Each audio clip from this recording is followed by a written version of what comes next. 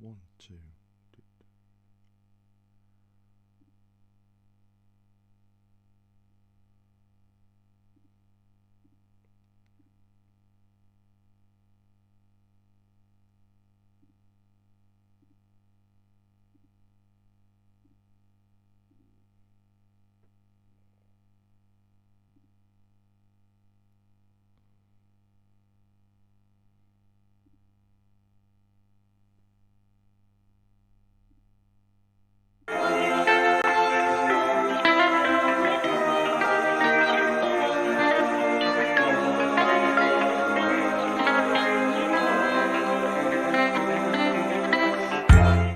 Okay, I'm back. I'm back. Hopefully, you can hear me now.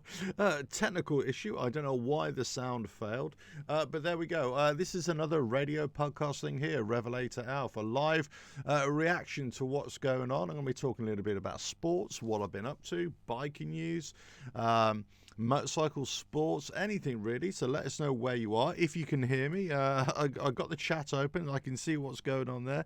How come no sound? I don't know what happened in the last little bit. It was working before. I was doing my testing, then all of a sudden it just suddenly failed. Well, there we go. That's the issues of live shows. You never really know what's going to happen. That adds to the excitement. That adds to the the flavour, as it were. But I say, let's you can follow along on all the socials if you want, and help support the channel and growth and develop it, especially the live shows as well. You can go to the website and there's lots of information there, lots of blog posts coming there, daily blog posts, lots of blogs per day. So lots of the stories that I kind of feature on the live show I'll also be putting probably there first as well. I'm going to be expanding the live show as well to feature live content or stuff that I've been doing during the week, let's say videos. I'm gonna feature them on the live show, and then probably wait a while before that comes on for general release as well. So if you want to watch sort of me riding different bikes and that kind of thing, which is kind of happening, and going to different events and that kind of thing, or talking about different stuff, then I will be doing it. I'll be recording it on videos. I might be making a few shorts of it, but you won't really get a full flavour of what I'm talking about there. But sort of the longer form video, I'm going to put those into the live shows as well, and there'll probably be about 2 or 3 minute videos as well, breaking down. So hopefully you'll get a good addition to the live shows as well. The live shows are supposed to be designed to be like a magazine style show. There's lots of different aspects to it, and there's lots of different news items and information items and discussion items. I do want to expand it out to cover a wider range of subjects as well. So as I say, it is a kind of a radio podcast thing about motorcycling interest, sporting interest, just general interest as well. Whatever you want to talk about. Today is a free session, as it were, sort of free flow. Whatever if you've got a comment, Andre Veen, yes, we can hear you now. Yes, thank you. Whatever you want to talk about, let us know where you are. Let us know what you're up to. If you've been riding this weekend, if you've been riding today. If you're planning to ride a little bit later on, let us know what you're up to and where you're doing it and what you're riding as well. Let us know. I know for some people around the world, of course, it's, when we talk about motorcycles, they're not actually riding right now. It's still in the depths of winter. They might be under freezing conditions. They might be under a thick blanket of snow. It really depends. Obviously, for some other people around the world, it depends where you are, of course. You still might be right in the middle of summer or coming towards the end of your summer. So it's I'm always fully aware of that, that we're not all the same around the world. Of course, we've got different seasons and different riding conditions and everything like that. So let us know where you are. As I say, I do have the chat open. I am going to be checking in with that on a regular basis as well. So what have I been up to? Well, I got out on the Harley yesterday. I did if you saw the channel, I did a little quick short video. I went to watch the football. Huge football fan, as you if you watch my channel, you'll know. As I always say, sports and motorcycling always run parallel with me, especially football. That's my number one sport, if you like, and not only in participation, but I'm also a huge fan of the combat sports, and boxing, I suppose, being my primary combat sport that I'm really interested in watching, but also looking at it from a sort of technical point of view as well. I'm really interested to break down, fights, or break down boxing styles and everything like that. I believe I grew up as a kid in the kind of heyday of boxing. Well, I'd not say it's the only heyday, but I think it was a special time. Hagler, Leonard, Duran, Hearns, these American fighters who kind of dominated the boxing world for me at the time. Obviously, you had Muhammad Ali as well, but he was kind of, I was a bit too young to remember Muhammad Ali actually fighting. But those four fighters was just, immense for me. But we had sort of British equivalents. I mean, my favourite fighter of all time, most people may never have heard of him, is Harold Bomber Graham. He was from Sheffield, I believe he was. I'm pretty sure he was middleweight, but it was always watching him as a kid anyway. So boxing is a big thing, obviously, but football is my number one sport, which I'm a big fan of. West Ham United, if those of you are interested. But obviously, from a sporting side, that's one thing. I love motorcycle sports, and I love motorsports in general. But I wouldn't say I'm a huge fan. I like to go and watch it from time to time, but I wouldn't say I'm a big MotoGP fan, or as in going to watch it like MotoGP or World Superbikes, or even things like motocross. As a spectator sport, I much prefer to watch things like freestyle motocross events, or things like so whatever. Hold on, I'm being disturbed here. Oh no, I'm being invaded by the masses. Right, okay. So it's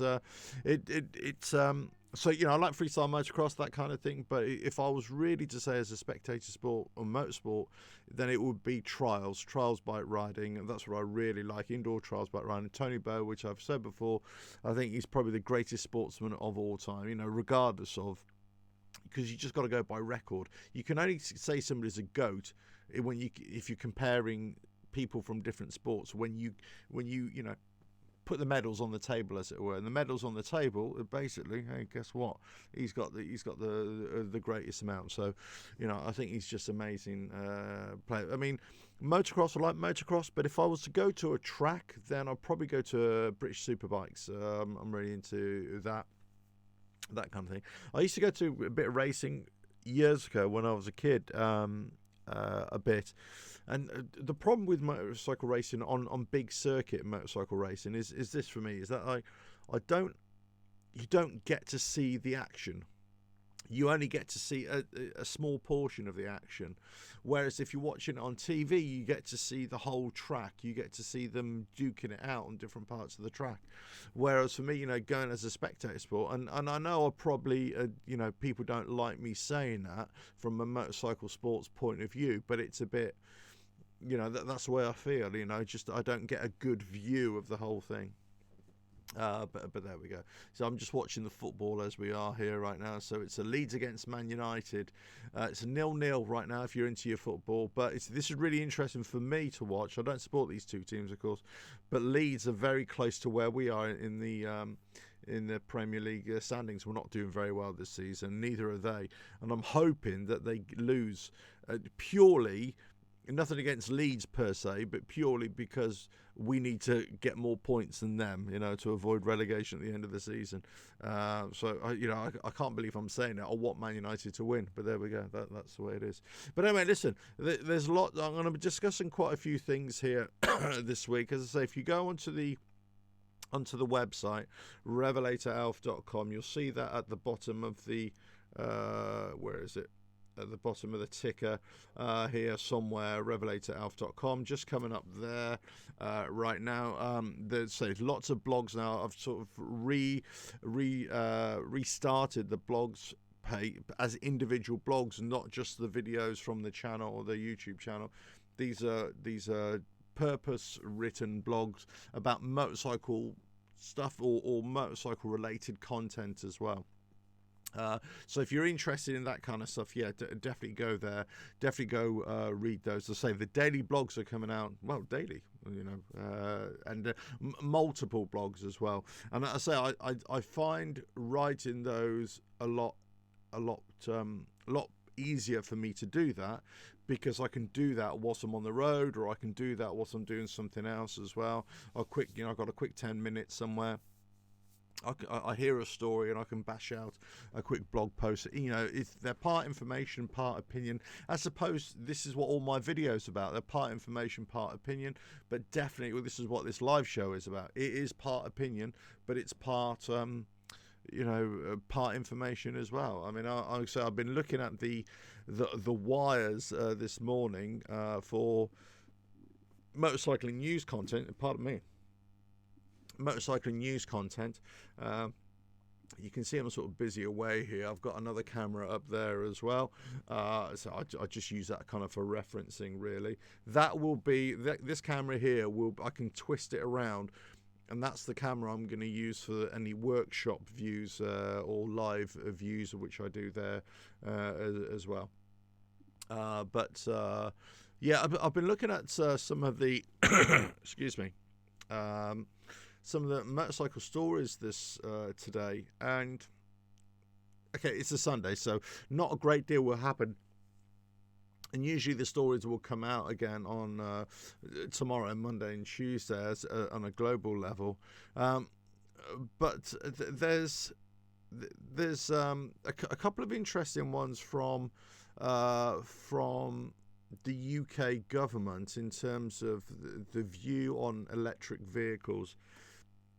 So let me just bring this up and show. This is from Visor Down, and this is kind of, I think what they're doing.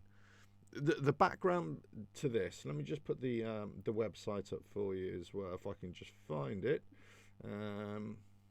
There we go. Here we go. Right. So you can see here, basically, the government called on to reduce charging costs by decoupling gas and electric. The RSC, this is Royal Automobile Club, it's a basic breakdown cover service, and EV campaign group Fair Charge have requested the UK government decouple the price of electric and gas in order to reduce charging costs. In other words, because what's happened here in the UK, let me just get back to the main page. What's happened here in the UK is that if you move away from your home and you want to charge your electric vehicle, whether it's a bike or whether a car, it's actually become virtually just as expensive as if you were buying fuel, petrol, gas, or diesel. So there's been a big movement to say, well, actually, hold on, the whole point of this is supposed to be a lot cheaper. What's going on? A company is profiteering, that kind of thing, which they have been. We know that. They definitely have been. So basically, these RAC and the Fair Charge, so they're calling on the government to reinforce its support for the switch to electric vehicles by separating the wholesale price of electricity from gas. Usually they're linked as well here in the UK in terms of an energy supply, and it's hard to say whether you would call this price fixing or whether you would call this efficiency of energy delivery as well. I don't know which way to call it. I mean, put it this way, they're a lot higher than they should be. And then basically they're saying electric prices continue to be set by global prices of gas, which has increased electricity bills and possibly affected the enthusiasm of motorists to switch to electric motorcycles and cars due to the much higher charging costs, says the RAC. It's not only that. This is the problem. It's not only that. As I've discussed in previous live shows and videos as well, what is really affecting the mass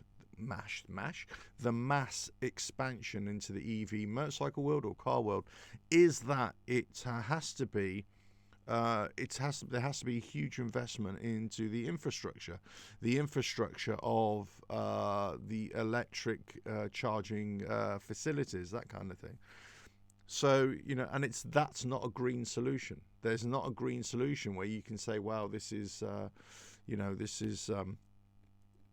the best way forward. Well, when the price of electricity to charge your bike or car is really high away from your home, the price in general has gone up through inflation. But also, they're saying, well, people are going to stop buying it if it's too expensive.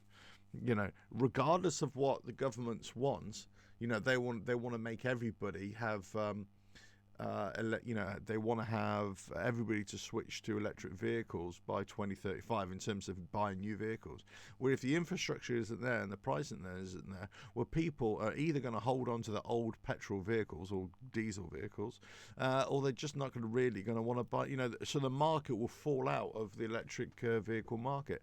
So they've got to be very careful here. So there's been lots of talk in the ether about governments, how they're positioning themselves in not only forcing the EV agenda onto motorists, but also the narrative that they're saying, but also saying, well, actually, are they really invested in trying to find another solution for motorists? Is it only the EV route, or can we look at more biofuels, synthetic fuels, that kind of thing, different types of mobility as well?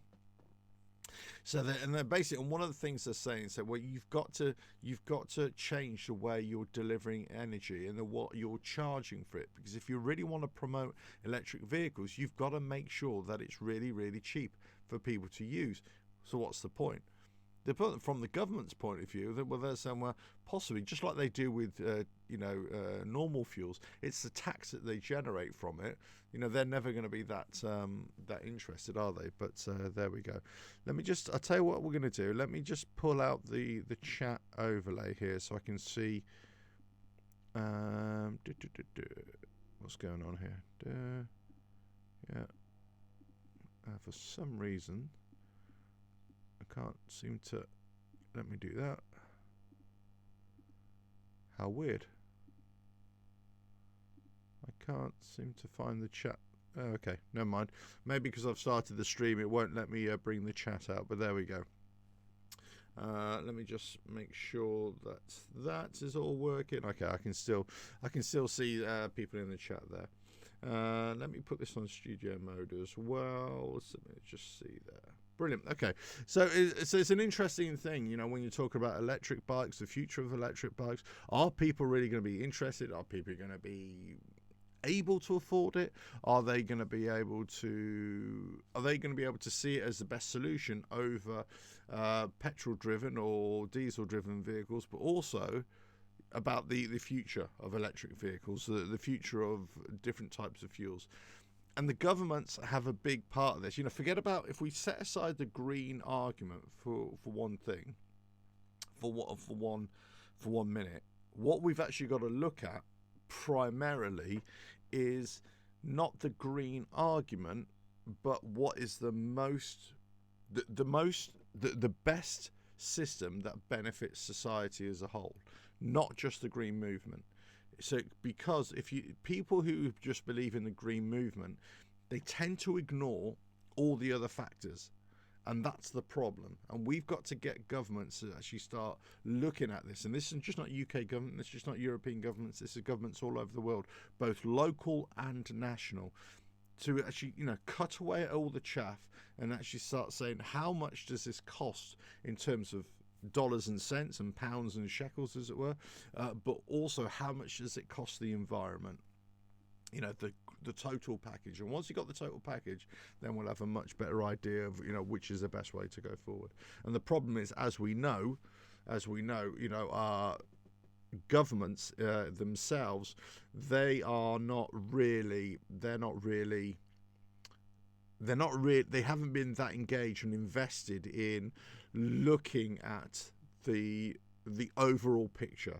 They've kind of pushed this narrative of EV bikes the whole time. So it's it'll be interesting to see. It'll be interesting to see what comes of this.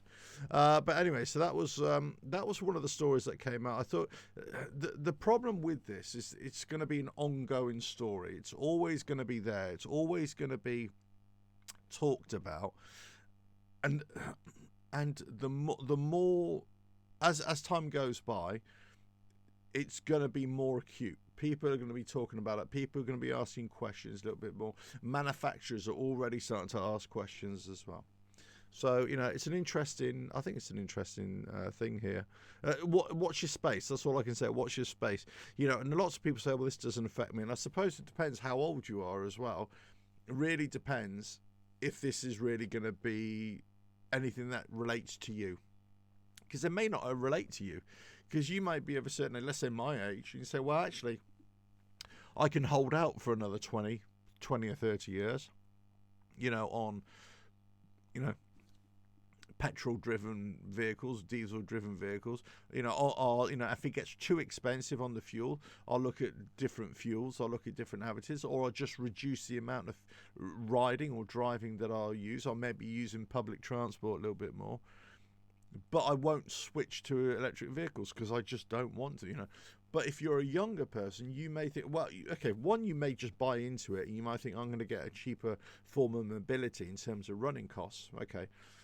But the other thing is you might be a younger person who's actually just wants to, get into that way. And that's going to be your only option as well. So I think it depends on the generation. It depends on your age group and what's going to happen. We're in this huge transition right now, aren't we? And we're going to be in this transition period for the next 15, 20 years or so, something like that, in terms of electric vehicles in general. But they are expensive, aren't they? That's the problem. Until they're mass produced, and in terms of them actually being as much value and as much benefit as other vehicles are, then you've got to question. Right now, you've got to love the idea of having a vehicle that's environmentally friendly in terms of running costs. But is it the best vehicle for you and I don't know. The simple answer is I don't know. I don't know if it is the right answer, the right vehicle. I just don't know. I really don't know.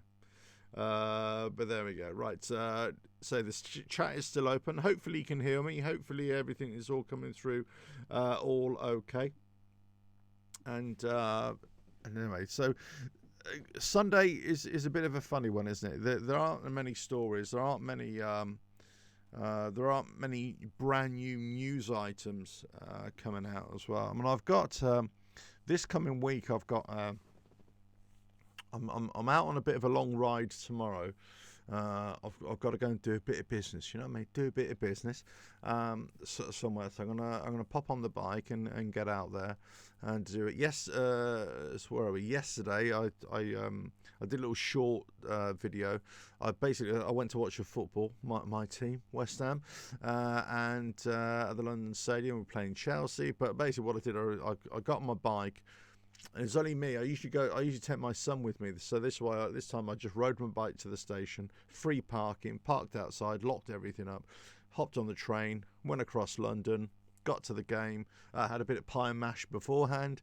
Overdid it on the pie and mash. I've got to say I felt really stuffed the whole day. And watched the game. Yeah, got a decent result. Came back, then went out last night and went to watch a film at the Pictures. What's it called? Knock at the Door, the M. Night Shyamalan new film. Yeah, it was all right. I was just expecting a real massive twist at the end, but it didn't really come. Well, I suppose the twist was there, but it was it was a bit lackluster anyway. But I thought the film was great. It was really good up until the end. I was kind of wondering what was going on really. Then I got back. Then I was watching a bit of the boxing last night. So a great fight card last night. Adam Azim against Reyes last night, and Azim won at Wembley Arena. But on the undercard, what was really good, the undercard was Vidal Riley. He's cruiserweight. I think he's cruiserweight, isn't he? But he got a win, TKO knockout. Cut his opponent. Taj on the left eye as well. He got a decent, and he's one of he trains at the West Ham Boys gym as well. And he's got a really big YouTube channel as well. So he's a proper boxer, but he also, as his YouTube, he knows quite a few people in the YouTube world as well, and he does a bit of that crossover boxing, as in terms of commentary, for the YouTube boxers, social media boxers, that kind of stuff that's kind of gaining prominence. But yeah, he's decent. He's a good fighter, Vidal. There's no doubt. But the other fight was, Taji he was coming up against. He was aggressive. He was coming in, but I thought Vidal took the first round, and the point I wanted to make about this fighter, right, is that sometimes you watch somebody who's fighting, then in their post match, their post fight chats and the way they're talking, they're kind of saying the same thing, and it doesn't always match what you see, them fighting. But what he was saying in the post match, and with the basically, I love the way he was talking, because he's basically saying that got a lot to learn. I've got to not necessarily jump forward into the fights that people want me to fight. I've got a lot to learn, all this sort of stuff. But it's how he was dissecting, how he was acknowledging in the fight. He was getting caught a couple of times, and he was saying, right, I've got to stop making mistakes here and everything. And I really liked the way he was just sort of breaking down in his own fight in his mind, and he was actually doing it as he was fighting as well. So I thought it was really good. So watch out for this guy. So if you're into fighting combat sports, if you're into boxing, it's a name for the future. He's coming up the rankings in the British boxing scene. I'm sure we're looking at a British title soon, maybe even Europeans, and down the road. Let's see how he goes. Let's see. The problem is the cruiserweight division. There's it's packed. It's not only packed in the British boxing scene, but the world boxing scene, of course. But look, as I say, I was watching that, and I watched the other fights. The great fights. The Azim fight, the headline fight, was a great fight as well. I got to say, Azim won that as well, but that was great. MMA, Makhachev against Volkanovski. Oh, blimey, what a fight that was. But Makhachev won it on the decision. But I thought it was quite close. I mean, maybe it's just me. The thing is with MMA, I'm kind of I'm always the same in that I struggle sometimes to, if you just, because MMA it's about the fight, it's about the combat, so it doesn't matter, isn't it? It's whatever you use to win against your opponent. I've said this before, I just like stand-up fighting as a spectacle. That's what I like. I like stand-up combat sports. I don't necessarily like it when you go to the ground and that kind of thing. Whilst I know it's effective and all that, that's not the point. The point is that from a spectacle point of view. But, you see that sometimes when even stand-up fighters in MMA, you kind of look at them and they go, put them in with a boxer in terms of stand-up fighting, and they don't stick a chance, But anyway, so cut long story short, I had a night of watching, and also early this morning getting up and watching the reruns on YouTube and everything and seeing what was going on there. Here we go. Right. But anyway, so that was my evening, really. I did a lot of travelling yesterday on the bike, train. It was almost like Planes, Trains and Automobiles, if you remember that movie. But it wasn't really. It was more like bikes, trains and tubes. And then a lot of walking around to watch the football, cut back, watch a film, then watch some boxing. It's good. The other thing I've just started watching on TV, because weirdly enough, I've been waiting for this for a long time. And Mayans MC has just started here in the UK. It's probably been on. I've been checking every week, and it's on Disney Channel over here. Would you believe? It's on this Disney service, or Disney Plus, not Disney Channel, Disney Plus, the streaming service. I know they've always had the first 3 series, which I'd already watched anyway. So it's almost like 8 months, 9 months behind, nearly 10 months behind the United States here. So I've just started watching that, actually. So if you've never seen Mayans MC, it's kind of course, it's the spin-off from Sons of Anarchy, of course. And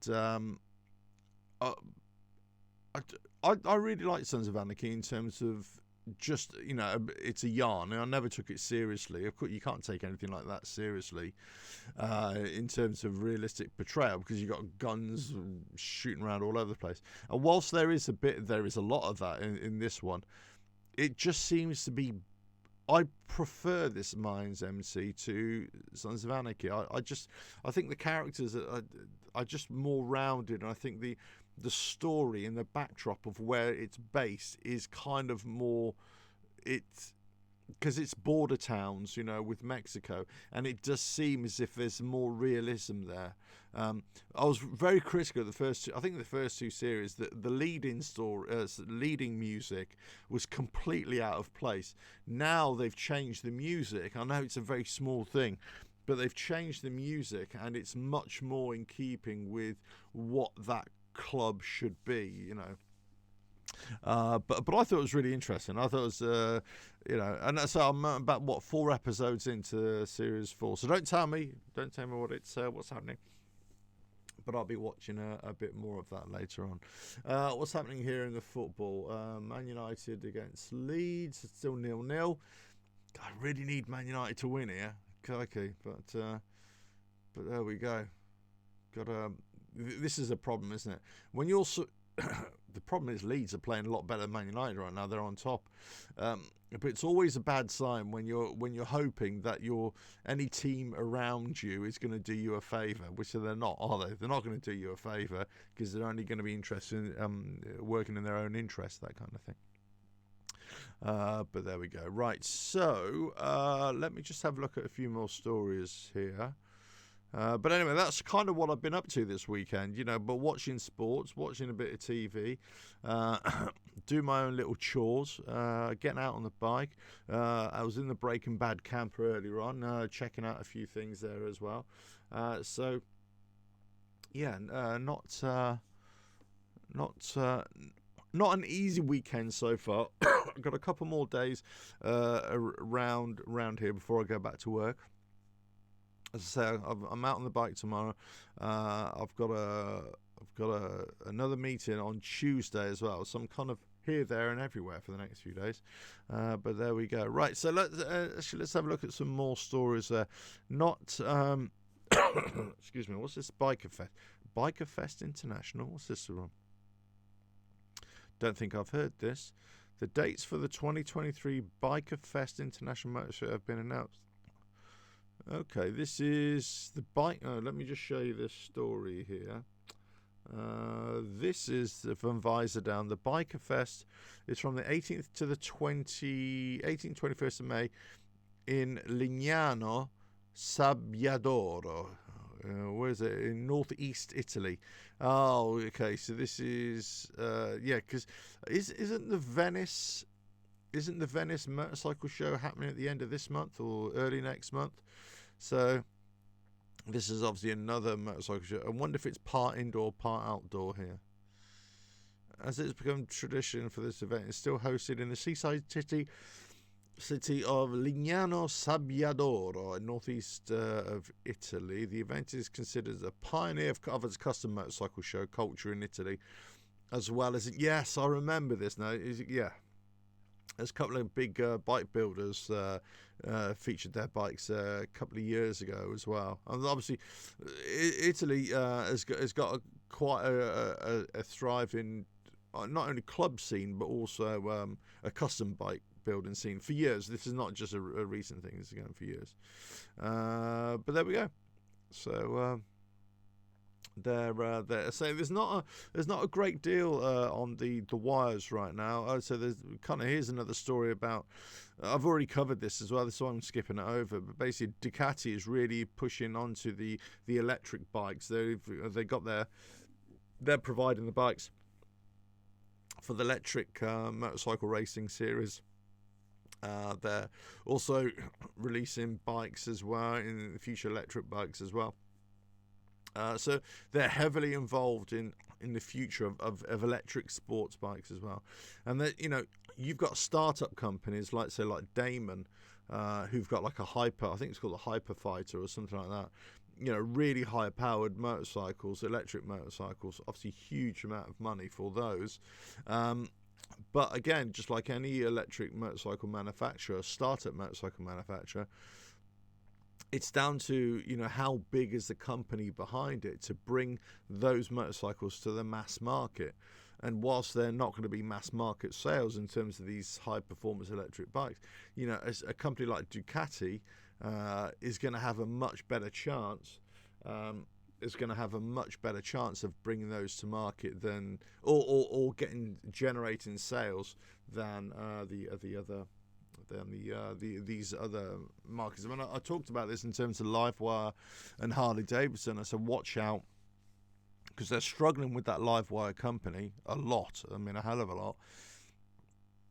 But, as I've said, that you've got to watch out when the competition, the big competition from the major manufacturers, when they start bringing out their bikes.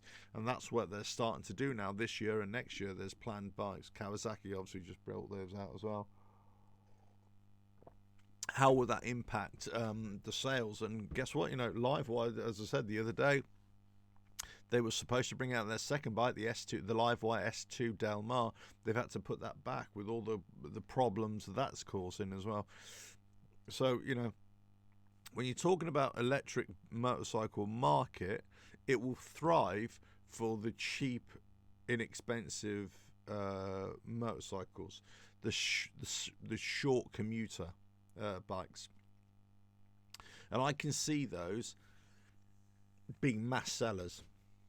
What I can't see being mass sellers are the high performing motorcycles where the technology is evolving so much that you're going to put down £20,000, dollars, or shekels, whatever, 30,000, 40,000, let's say, on a bike like that only has limited range, and then next year something's going to come out, just like buying a laptop or just like buying your phone or something like that. Every year there's going to be a better update. And the problems with electric vehicles, electric bikes especially, that it's evolving, innovating, changing so much that all of a sudden you're going to put a lot of money down on a bike, and that's going to be outdated, or it's going to be underperforming in relation to brand new products as well.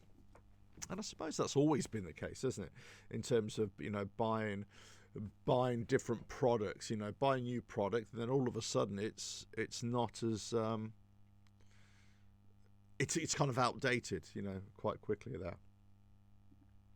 But there we go. Right, yeah. So Ducati there, let's say they're coming out with their new bike. Well, they're moving more and more. I mean, right now they're just race bikes, and it's whether they bring out their road version soon as well. Honda are looking to bring out theirs.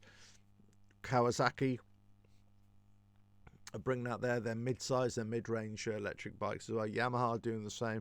We've got the other likes of KTM, Husqvarna. They've already bought out e-bikes, although they don't fully buy into the EV solution as the only solution, as I've brought you stories about that.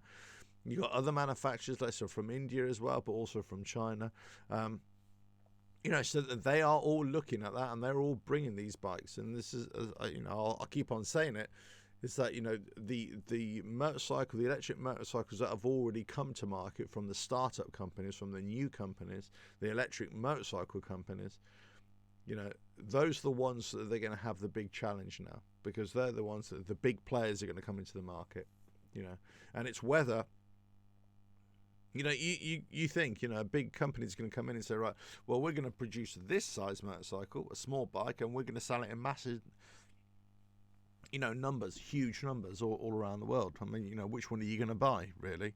You're going to buy something that is tried, proven, and tested, and you're going to get parts for it and everything like that?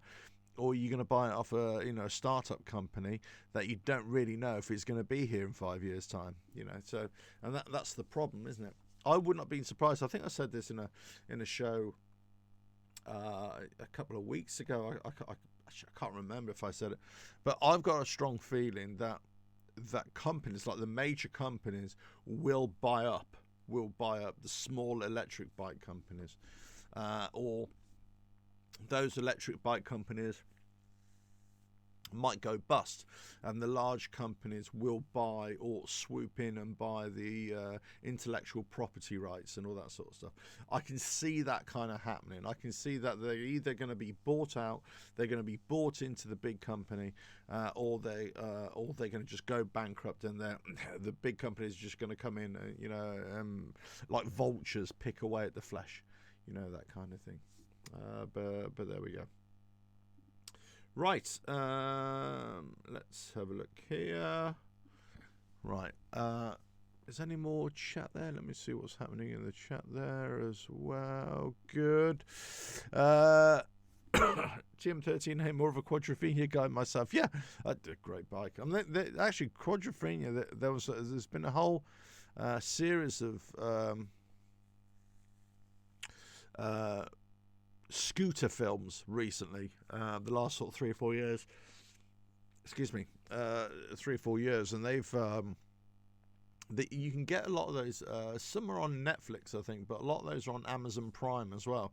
They just a couple of some are not so good, I gotta say, but some are really good, and they kind of lead on from. It's like a modern day take on Quadrophenia, really, I suppose, but not as in mods versus rockers, but more of a case of the lifestyle, as it were. So that's go check those out. It's Amazon Prime or Prime Video, whatever it's called.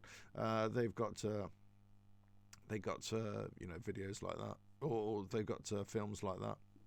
Oh, here we go, a bit of argy-bargy here. I'll tell you what, I saw the funniest thing yesterday.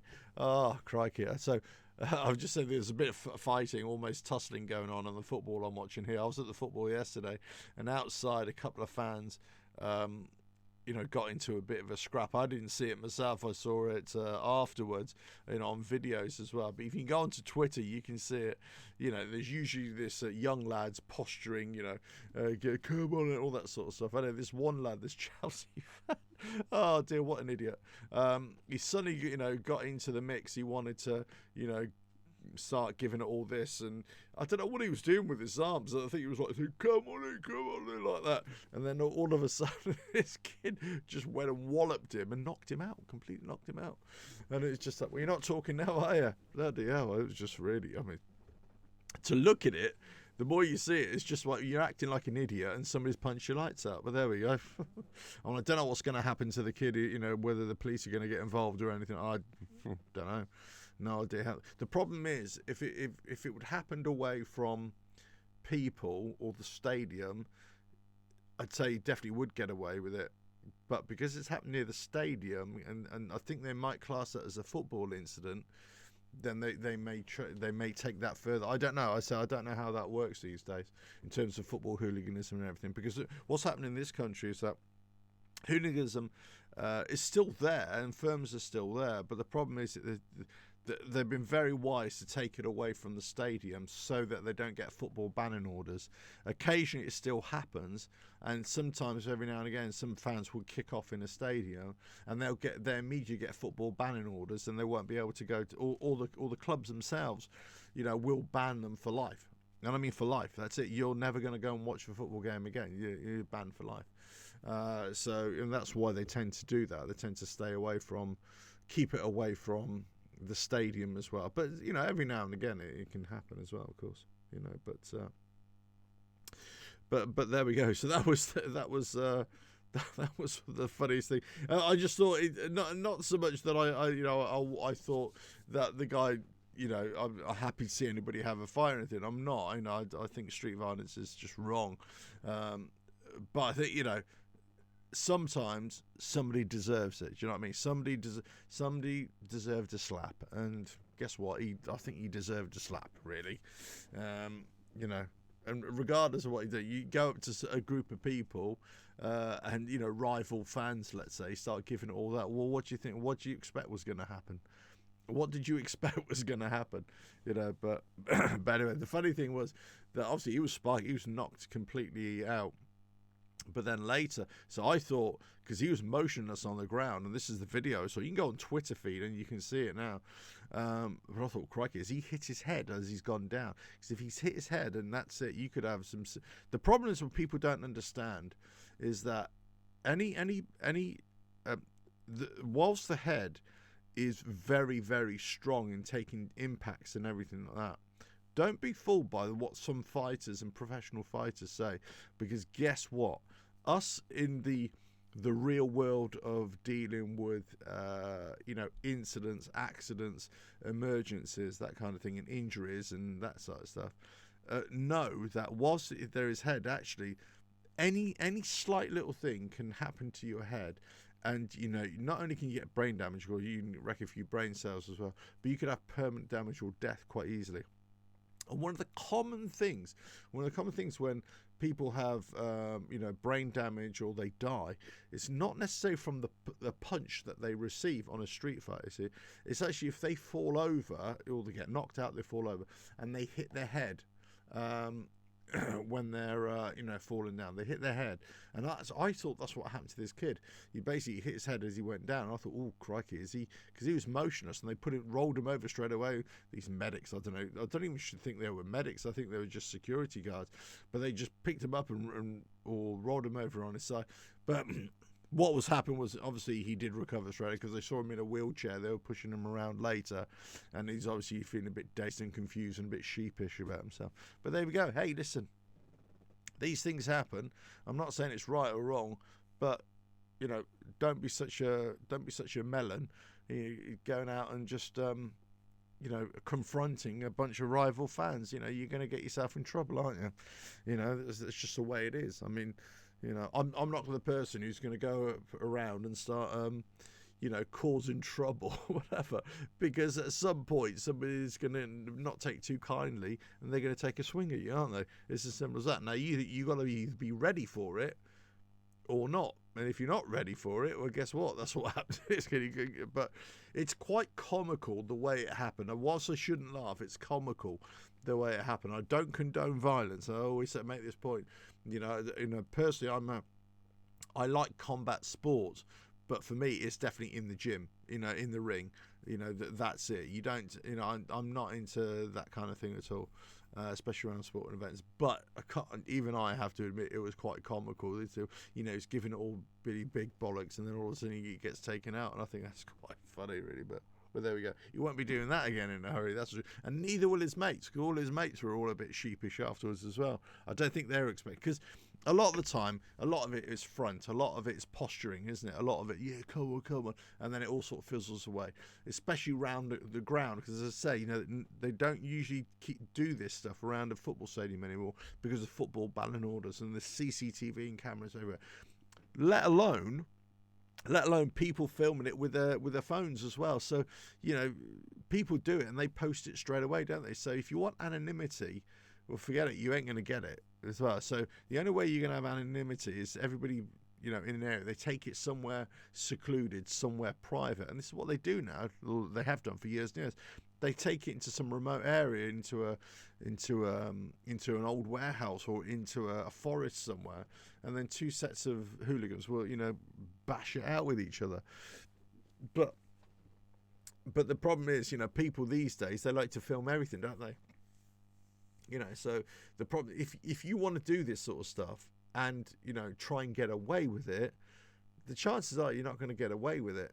In terms of notoriety, unless you're covered up, unless your identity is hidden.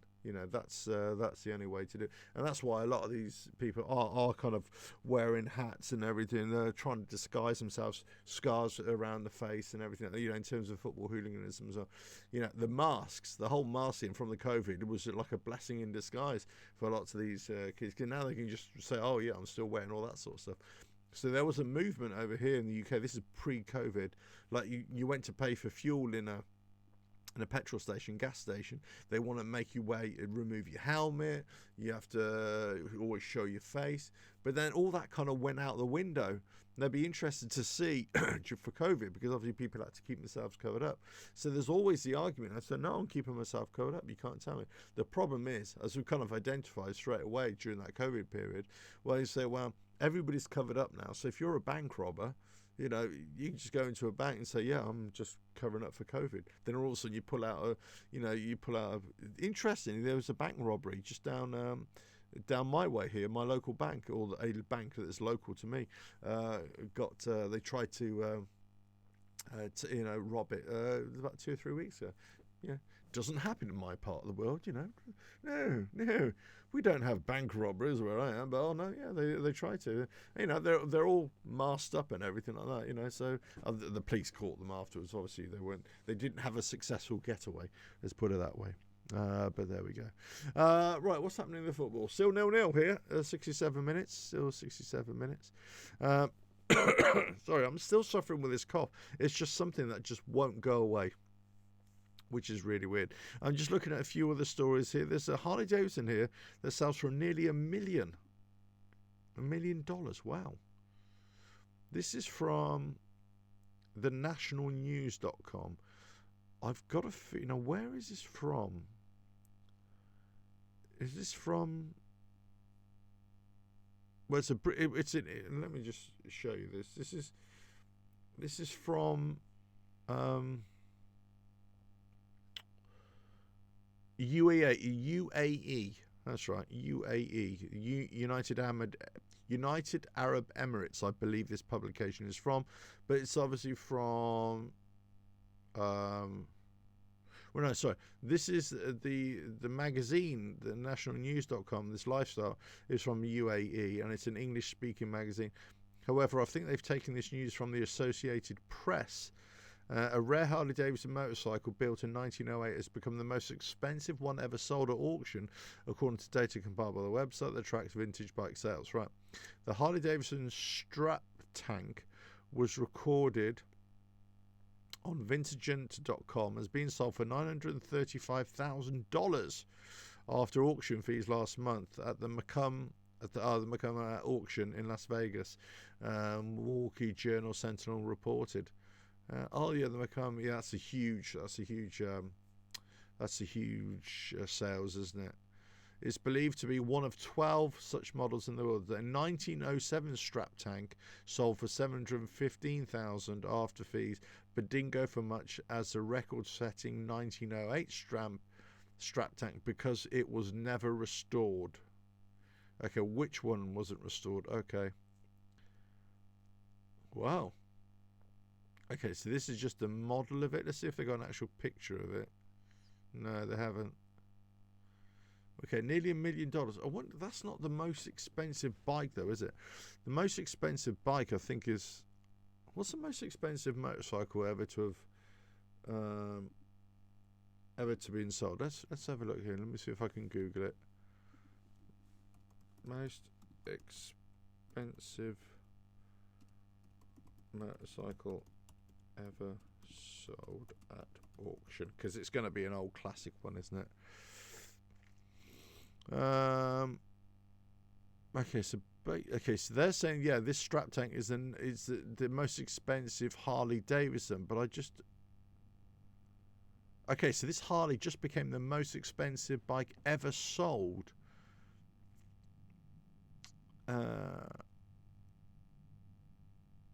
So what was it? What did it go for? 935. Yeah, you got a Vincent Black Lightning. Let's have a look here. Hold on. This Vincent Black Lightning sold for, let's have a look here. Real story is a guy who had an Indian bull track race and then fitted and sold for 10 guy. Here's a list of the most expensive. Oh, okay, yeah. So I was going to say there was a £500,000 motorcycle. So I was going to say it isn't the most expensive motorcycle.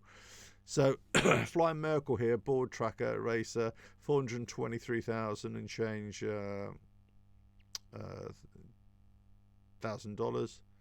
Oh, here you go. The Vincent White Shadow here, 434. Yeah, so these are all old classic bikes. Bruff Superior. Crikey, listen to me. Bruff Superior, 453,000. I think it went over this, didn't it? BMW Type 25 compressor. Wow, $480,000 in 1939. Really? 1930 Bruff Superior. SS100, 542. I was going to say these are prices that I'm aware of. Oh, the Crocker Big Tank. Here we go. 704,000. That's a 39. 1907 Strap Tank is 715,000. A Crocker Small Tank, 825. 1950 Cyclone Board Tracker Racer, 852. Vincent Black Lightning, 920. Really? For that? And Vincent Black Lightning, 929,000. Wow. So that was before crikey. So yeah, that was 929. So there we go. This Harley Davidson strap tank has now been the most expensive motorcycle ever. I thought there were motorcycles that had been sold for a couple of million. 2-3 million. I could be wrong. Let us know if you know more about that. I mean, obviously, if I did a more extensive search up there, you definitely know. But look, there we go. It's a 1908 strap tank for 935,000. Wow. Oh, there we go. It's it would have been nice to actually get some proper pictures of it. What it was like. I mean, it's always interesting to see, how much restoration does this need? Does it need a full restoration, or does it need just a partial restoration, or just does it need an arrest of its decay, as it were, to make it more valuable? But there we go. Nearly $1 million for a motorcycle. Wow, it's just, there's me going on. There's me moaning about, how the price of a Harley Davidson, the price of these new motorcycles, when you're talking £30,000-40,000 shekels. Well, obviously, and these motorcycles, that they're selling for hundreds of thousands of dollars, in millions, let's say now. Well, they're going into private collectors, aren't they? Private collectors with, who would buy. These are kind of people who would buy art. They would buy, trinkets, that kind of thing. And they think, oh well, we're going to buy this, and it's just, it's not about because bikes like this probably would go up in value as well. So they're probably looking at this as a kind of not an investment, but also saying, well, hey, it's not going to lose money. But then again, but again, I think the people who are buying this, I don't think they really care about that in terms of an investment opportunity. I think it's them just thinking, well, I've got something that is really, really good, really something. See, a lot of people who are buying this sort of stuff, it's not necessarily they're really interested in the bike or the piece of art or that kind of stuff. I'm sure some are, but a lot of these collectors, they want something that nobody else has got. That's the key, isn't it? It's something that nobody else has got, something that nobody else can ever get, and it doesn't matter how much money they throw at it. They know there's only one in existence. Therefore, there's a lot of money to be made. Yeah, and if I said in my live shows and also on my website, I announced that Indian Motorcycles were doing this specialist giveaway of an FTR 1200, but it's been custom built by Tank Machine from Europe. But it's a Sebastian Loeb special bike, and he's a 9 times world champion rally driver, right? He loves his motorcycles as well. But they're building 2 bikes, only 2 bikes, right? One Sebastian Loeb's going to keep, and one that is being raffled out, as it were. And all you need to do is go back onto my website, revelatorhalf.com, you just search back on some of the latest blog posts. I think it might be on the second page now, but you just go there, you'll see the FTR Sebastian Loeb bike. You click on the link, and it depends where you're on the world. You can just go to your national thing. I think it's excluding North America. I don't know why, but most of the European countries are there. You just click on there, and you can sign up to be entered into the draw. I'm not sure if the condition is that you have to go to a dealership to test ride an FTR. This is what I'm doing next week, by the way. I'm going into London to test ride one anyway, purely because I've never ridden one as well, and I've always fancied riding one to see what they're like. I've been meaning to do it for a long, long time.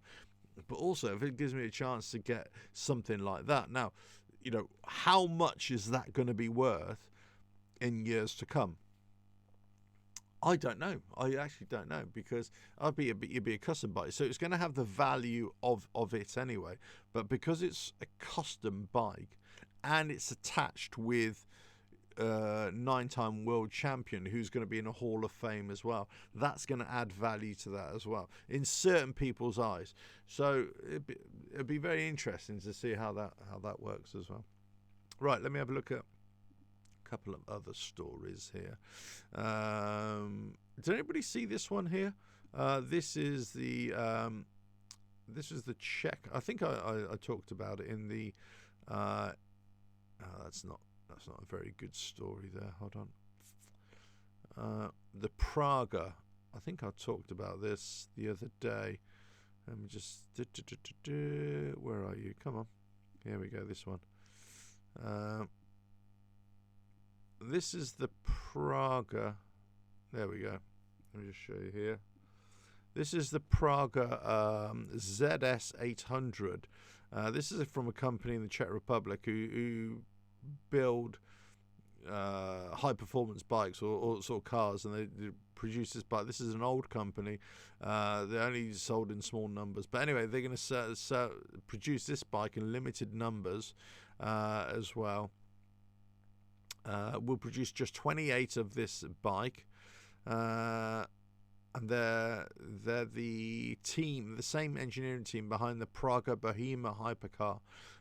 So it's got chrome, molybdenum steel frame titanium exhaust system, as well as unique woven carbon wheels.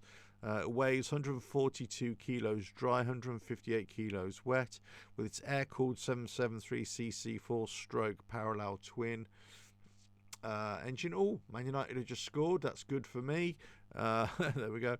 And ZS800 combines modern manufacturing materials. But here, I mean, if you most of the stories have this, like more bikes, you got to visor down, everything. You go check this out, bike out. But it looks really cool. But this is where I talked about the other day when there's I've got to give you the program. Sorry, I hadn't given you. This is the Praga here. This is the bike. It's like a custom bike. It's got this girder frame here. But this is when I said the other day. It's actually utilizing drum brakes front and rear as well. They're basically saying that this bike is a lot lighter than the. I can't remember where the engine comes from. The engine is from. Where's it from? Oh yeah, the basis end of this bike is £75,000, and £75,500 excluding tax as well. It's a 4-stroke parallel twin cylinder. Now where I did read somewhere else that the actual engine comes from another bike, or maybe I'm confusing that with something else.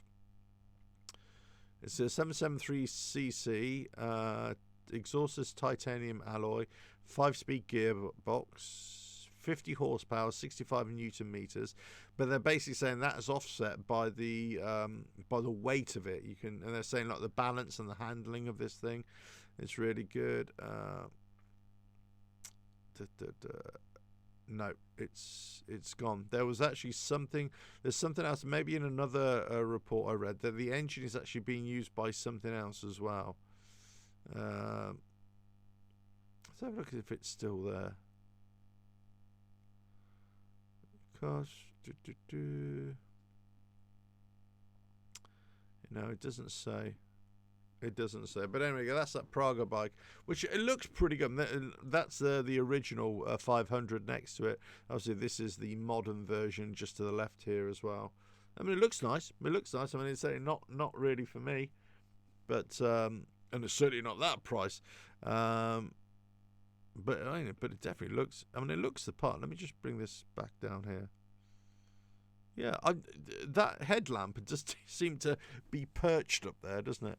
Again, you're looking about people who are going to buy this and very rarely ride them, if at all, if at all. But that's interesting. Okay, let's just see that.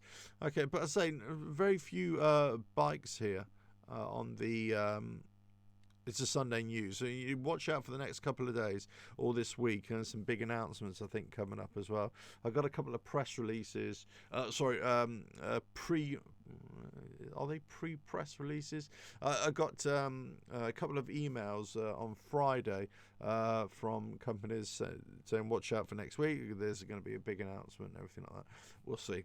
Sometimes, it's a bit hocus pocus. It's a bit bogus, I should say, some of these things. And sometimes, they may intend to make an announcement, but right at the very last minute, they hold back for another week or a couple of weeks as well. So that's why I always tend to reserve judgment or not talk about something until it's in black and white now.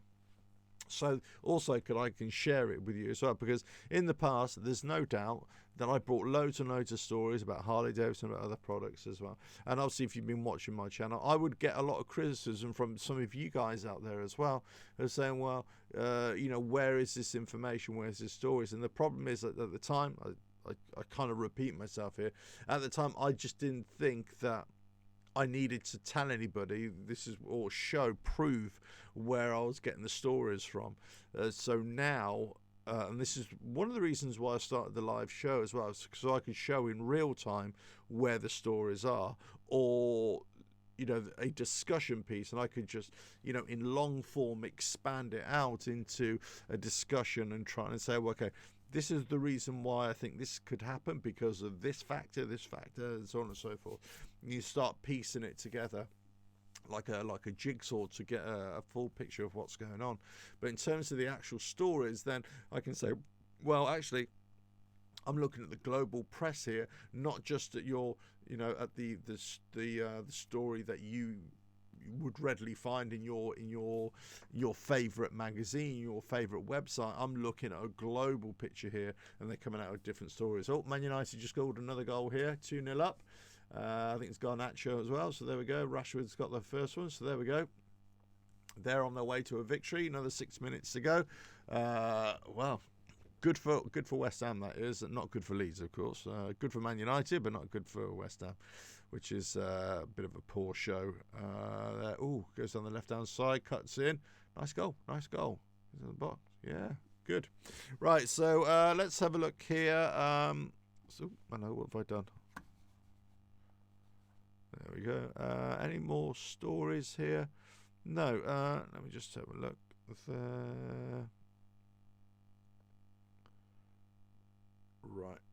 Done that. Right. So I think that's all the stories coming out, guys, from the for what's going on. A little bit of what I've been up to this weekend. I say sports is always going to feature a big part of my life.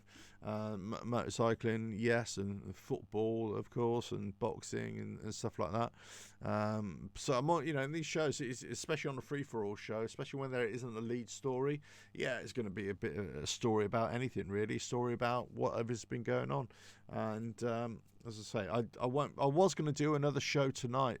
But I may, it depends on what the news is out tomorrow. I may do an afternoon show when I get back from whatever I'm doing.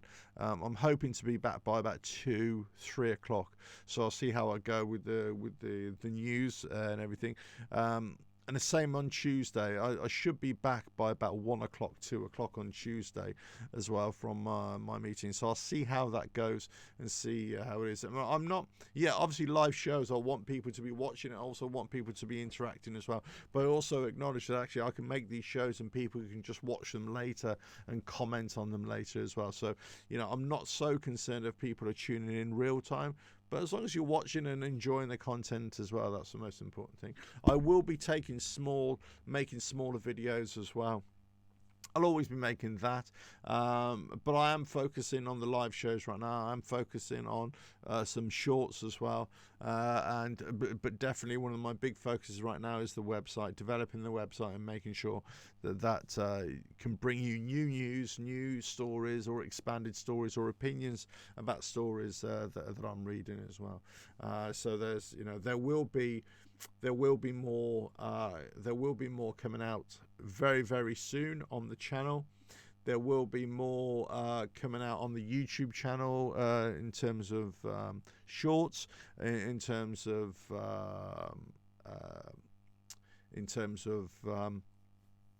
in terms of longer videos, let's say, but a lot of it is going to come from here in the studio, live shows or live reactions or just reaction videos, that kind of thing. And I will be talking about products and maybe featuring products here as well. There, I'm not going to make special videos to go out on the bike. As well, but what I will be doing is making videos about when I go out on the bike or when I go to different places as well, whether they're longer videos, whether they're shorts as well. So just to give you more of a real indication of what I'm up to and where I'm going. I got quite a few emails. Actually, thanks for the emails this week again from various people. And weirdly enough, I got a similar kind of emails about YouTube, about doing YouTube as well. And I suppose this is an interesting thing. If you're interested in making YouTube videos or content for social media or anything like that, there are two ways to look at it, I suppose, in this. And I suppose I'm not an expert in making YouTube videos or anything like that. Don't get me wrong. But there are two ways to look at this.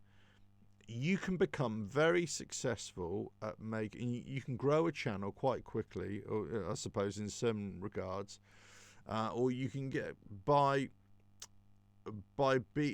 following a formula, watching what other people are doing and just repeating that and just reacting to that, or being quite polarizing, or being quite just picking the most topical things and just being reactionary and all this sort of stuff, right?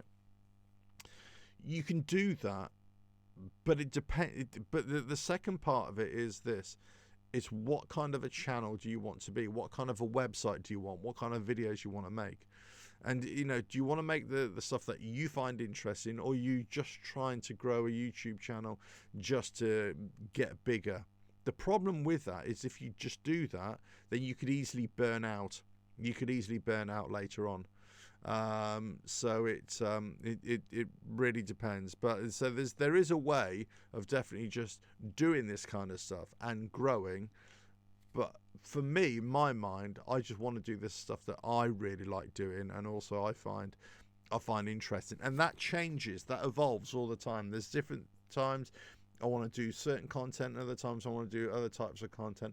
Other times I throw my hands up in the air and I go, what the hell's going on?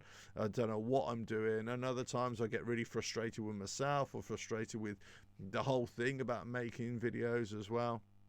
And other times I really love it. It is a process, and I say I'm not a spring chicken, as it were. So for me to make sort of other kinds of content that are really popular on YouTube, it's just not going to work, But I say, always do stuff that you find interesting first of all, and be true to yourself and what you're doing. And yes, you can try and copy formulas or try and copy what other people are doing as well.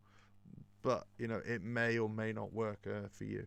But so I'm really, I'm always happy to try and help people in, making YouTube videos or websites as well. If you want to drop me a line, an email, by all means. I won't make videos about it or anything, but I'll tell you what I've been doing or what I think. If you want just general advice, but advice is like any, as I say, advice is like arseholes. Everybody's got one, and everybody's got something to say. Do you know what I mean?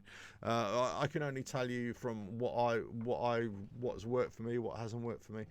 But in terms of YouTube or websites, there's a lot of stuff out there where people say, "Oh, do this and this will work." It isn't. It doesn't always work like that. I can give you lots of examples where I've made a 2-minute video just on my phone, really terrible production quality, whatever, and it's done brilliantly, right? And it's still gets regular views right now. And then I get videos where I spent loads of time and on the title and the thumbnail and the production quality and all that sort of stuff for my standard, let's say, hardly got any views at all. And you think, well, what's going on? And so, people talk about this. Oh, you do this, and the algorithm will work, and it doesn't always work. So, as I say, there's lots of variables, and you can work and it can't work. But anyway, listen, I say this show is not about YouTube, but I just do want to acknowledge thanks for the videos this week from people who are not only asking about technical stuff on bikes and everything, and if I know especially about Harley Davidson Softails and Touras, or any bike that I feature or anything that I've done in the past, but also about anything relating to YouTube or websites as well. I say I'm not an expert in it, and I don't profess to be, but what I do know is that I've been doing this for a number of years now, and you know I'll always try and give you an honest answer about what I'm doing and the problems that I've had. There we go. So hopefully that helps. And if it doesn't, it doesn't. All I can say, that's it. But anyway, listen, guys, I think that's it for the day. I'm gonna go and do something and go and put my feet up. Right. Enjoy whatever you're doing this afternoon, and I'll catch you again next time. It's been emotional. Cheers now.